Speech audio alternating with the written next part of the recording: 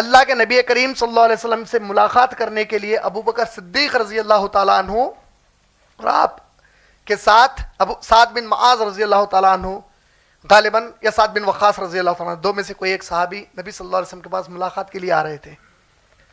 اچانک مسجد نبوی کے سامنے سے جب گزر رہے تھے، میں بتایا کہ بہت قریب ہے مسجد نبوی، انصار صحابہ پورے کے پورے انصار جمع ہیں اور رونے کی آواز آ رہی ہے اندر سے. ابو بکر صدیق رک گئے، بولے کیا بات ہے بھائی، انصار اتنا برا کیوں رو رہے ہیں؟ رک کر اندر گئے مسجد میں، پوچھا کیا بات ہے؟ کہا کہ اللہ کی قسم ہے ایسا کبھی ہوا ہی نہیں کہ کوئی دن ایسا ہو جب ہم نے کبھی نبی کو کوئی ایک وقت میں نہ دیکھا ہو. پچھلے 3 دن سے ہمارے نبی سے ہماری ملاقات نہیں ہوئی. بولے اتنی شدت سے آپ صلی اللہ علیہ وسلم گھر میں تکلیف سے تھے. ابو بکر صدیق رضی اللہ تعالیٰ عنہ گھر کو آتے ہیں. یہ میں کس دن کی بات کر رہا ہوں آپ کے سامنے؟ انتقال سے 1 دن پہلے کی بات کر رہا ہوں نبی صلی اللہ علیہ وسلم کے. یہ غور سے سنیے واقعے کو. ابو بکر صدیق گھر آئے اور کہا اللہ کے رسول انصار ایسے مدینے میں کر رہے ہیں. کہا اے ابو بکر مجھے اٹھاؤ، مجھے مسجد نبوی میں لے چلو. کہا اللہ کے نبی آپ کی طبیعت. کہا کہ نہیں مجھے اٹھاؤ مسجد نبوی لے چلو. بڑی مشکل سے ابو بکر صدیق رضی اللہ تعالیٰ اور دوسرے صحابی کاندھا دے کر نبی صلی اللہ علیہ وسلم کو مسجد نبوی میں لائے اور ممبر پر نبی صلی اللہ علیہ وسلم بیٹھ گئے. یہ اللہ کے نبی صلی اللہ علیہ وسلم کا اپنی حیات کا آخری ممبر سے خطبہ ہے مسجد نبوی کی. آپ جانتے ہیں خطبہ کیا ہے؟ کہا کہ پورے مہاجرین کو جمع کر دو.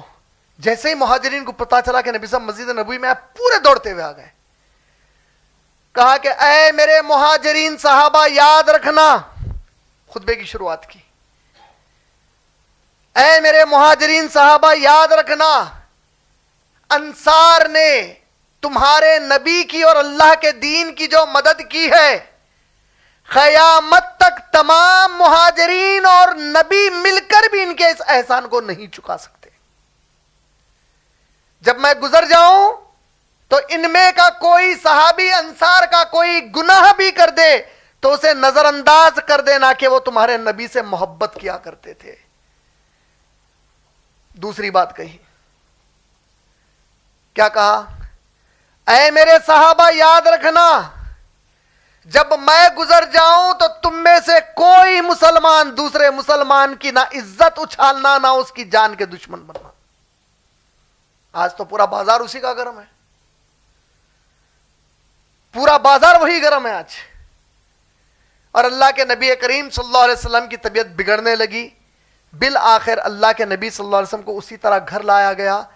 بہت شدت سے تکلیف بڑھ گئی. تیسرا دن آیا اور تیسرے دن ہماری ماں ام سلمہ رضی اللہ تعالی عنہا کہتی ہیں اللہ کی قسم ہے جس کے ہاتھ میں میری جان ہے، جس وقت نبی صلی اللہ علیہ وسلم اپنی آخری سانس لے رہے تھے ان گھڑیوں میں میرے نبی صلی اللہ علیہ وسلم کے ساتھ وہاں پر موجود تھی اور میں دیکھ رہی تھی کہ اللہ کے نبی صلی اللہ علیہ وسلم کی سانس پھولنے لگی ہے اور وہ نبی صلی اللہ علیہ وسلم اپنے بالکل آخری وقت میں بی بی عائشہ کا نام نہیں لیے، بی بی حفصہ کا نام نہیں لیے، کس کا؟ ایک ہی بات کہتے، الصلاۃ الصلاۃ الصلاۃ. امت کو بار بار کہتے ہیں نماز، جس کو آپ کہتے ہیں صلاح مت چھوڑو، صلاح مت چھوڑو، صلاح مت چھوڑو. یہاں تک کہ اللہ کی قسم ہے نبی صلی اللہ علیہ وسلم کی آواز رک گئی اندر. آپ آواز نکالنے کی کوشش بھی کرتے تو آواز حلق سے نہیں نکلتی، تو اللہ کے نبی اشارہ کرتے جاتے. یہ نصیحت تھی آخری امت کو، نبی صلی اللہ علیہ وسلم کی نماز کا اشارہ کرتے جاتے اور اس حالت میں آپ صلی اللہ علیہ وسلم کی روح پرواز کر گئی. نماز کو آسان مت سمجھو، صلاح کو آسان مت سمجھو.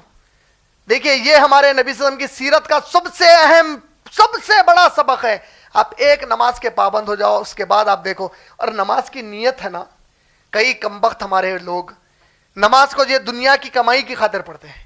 میں نماز پڑھ لیا تو اللہ تعالیٰ نوکری دلا دیتے، میں نماز پڑھ لیا تو اللہ تعالیٰ، ارے دین کے لیے پڑھو کہ آپ کو اللہ اس دین کو قائم کرنا والا بنا دے. آپ نے اپنی ذات پر اسلام کو قائم کیا، اب آپ کی ذات سے دین کو دنیا پر قائم کروائے اللہ تعالیٰ انشاءاللہ ثم انشاءاللہ. یہ ہمارے نبی صلی اللہ علیہ وسلم کی آخری نصیحت ہے. اور وہ نصیحت جس کے اوپر عمل نہیں کرنے سے آپ کی اور میری تباہی طے ہے، وہ اللہ نے سورہ توبہ کی آیت نمبر 24 میں بیان کی، جس کے بعد میں اپنی گفتگو کو ختم کر دوں گا۔ اللہ نے سورہ توبہ کی آیت نمبر 24 میں کہا اعوذ باللہ من الشیطان الرجیم قل ان کان آباؤکم وابناؤکم واخوانکم وازواجکم وعشیرتکم واموال اقترفتموها وتجارۃ تخشون کسادها ومساکن ترضونها احب الیکم من اللہ ورسولہ وجہاد فی سبیلہ فتربصوا حتی یاتی اللہ بامرہ واللہ لا یہدی القوم الفاسقین۔ آپ صلی اللہ علیہ وسلم کہہ دیجئے اپنے امتیوں سے، چاہے ان کے ماں باپ کی خدمت کا بہانہ کیوں نہ ہو، قل ان کان آباؤکم و ابناؤکم، اولاد کی پرورش کا بہانہ کیوں نہ ہو، واخوانکم، بھائی بہنوں کی دیکھ بھال کا بہانہ کیوں نہ ہو، وازواجکم، شوہروں کے لیے بیویوں کی دیکھ بھال اور بیویوں کے لیے شوہروں کی دیکھ بھال کا بہانہ کیوں نہ ہو، وعشیرتکم، یا ان کے رشتہ داری کو نبھانے کا یا دوستی کو نبھانے کا بہانہ کیوں نہ ہو، واموال اقترفتموها، یا مال کو جمع کرنے کی جو محنت کرتے ہیں، جاب اور بزنس، اس کے وجہ سے ٹائم نہ نکالنے کا بہانہ کیوں نہ ہو، وَتِجَارَةٌ تَخْشَوْنَ كَسَادَهَا، یا یہ کہ جاب اور بزنس میں نقصان ہو جائے گا اگر دین کی خدمت کریں گے، یہ سوچ کا بہانہ کیوں نہ ہو، وَمَسَاكِنَ تَرْضَوْنَهَا، یا وہ گھروں میں رہنے کی محبت کا بہانہ کیوں نہ ہو جو آپ ایک زمین خرید کر اس پہ ایک گھر کنسٹرکٹ کروانا چاہتے ہیں اور اس کے پیچھے لگے ہوئے ہیں، احب الیکم، اگر یہ لوگ ان 8 چیزوں سے محبت کرتے ہیں، احب الیکم من اللہ، اللہ سے بڑھ کر محبت کرتے ہیں، ورسولہ، اور اس کے رسول صلی اللہ علیہ وسلم سے بڑھ کر محبت کرتے ہیں، وجہاد فی سبیلہ، اور اللہ کے راستے میں جہاد کرنے سے بڑھ کر محبت کرتے ہیں، یعنی اللہ کے راستے میں اگر میدان جنگ میں جانا ہے تو اس میں جانے سے کوتاہی کرتے ہیں، اور اگر میدان جنگ نہیں ہے تو اس کی دعوت اور تبلیغ دوسروں کو دینے اور اللہ کے دین میں ان کو مسلمان بنا کر بلانے کی دعوت میں کوتاہی کرتے ہیں۔ فتربصوا، ان سے کہو کہ پھر یہ لوگ انتظار کریں۔ کس بات کا انتظار؟ حتی یاتی اللہ بامرہ، یہاں تک کہ اللہ اپنا عذاب ان کے اوپر مسلط کر دے۔ واللہ لا یہدی القوم الفاسقین، اللہ ہرگز جان بوجھ کر نافرمانی ہم کر رہے ہیں، ہم کو معلوم ہے اطاعت کرنا ہے اللہ اور رسول کی، نہیں کر رہے ہیں، اللہ ہرگز جان بوجھ کر نافرمانی کرنے والوں کو ہدایت نہیں دیتے۔ مطلب اب آپ جان بوجھ کے جب نافرمانی کر رہے ہیں تو اللہ تعالیٰ بول رہے ہیں اب میں ہدایت کا راستہ نہیں بتاتا تم کو۔ اور آپ کے اگر دماغ میں آئے کہ نہیں ہم اللہ کو، اللہ کے نبی سے اور اسلام سے بڑھ کے نہیں چاہتے، تو آپ کے سامنے پوری 4 دن کی سیرت میں جتنے صحابہ کے واقعات آئے، اللہ، نبی اور اسلام سے بڑھ کے نہیں چاہنے کا مطلب ان کی زندگیوں میں بتا دیا میں۔